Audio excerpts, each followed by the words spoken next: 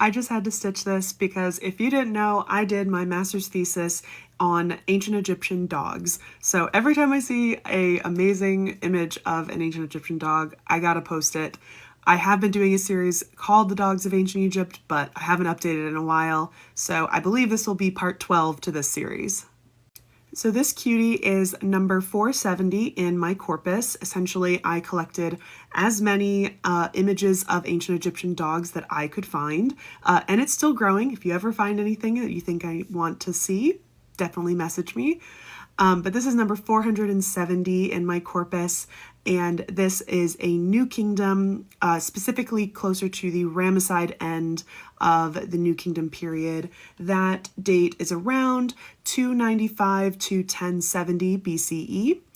This, unfortunately, we don't have a really good provenance as to where this piece came from, but we know that it came from the Theodore M. Davies excavations, which all the likelihood means it might have been found in the Valley of the Kings, because Theodore Davies did a lot of excavations there before Howard Carter excavated there. And so that's the likelihood of where this piece might have come from. The piece is actually super interesting because it is essentially a drawing of a dog on a limestone chip.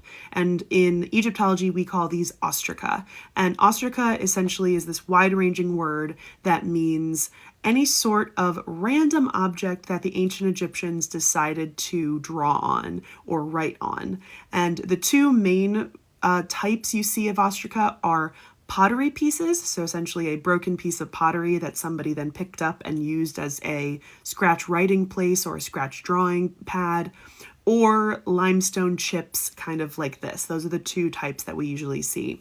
So the thing that's super interesting is that most likely this piece was kind of complete. Like, I'm going to say there probably was a little face of the dog, little mouth at the bottom, but it looks like it has further chipped, and so we've lost part of that.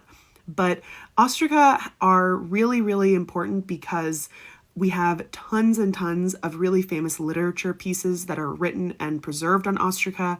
And then when it comes to drawings, they tend to be very funny and weird, and there's so many dog ones and other animal ones where it's showing dogs and other animals living like humans, so like walking and talking. So let me know if you want to see any more of those, but I love this little one, and I think he just has such an inquisitive look about him. This piece is on view in Gallery 122 at the Metropolitan Museum of Art in New York City.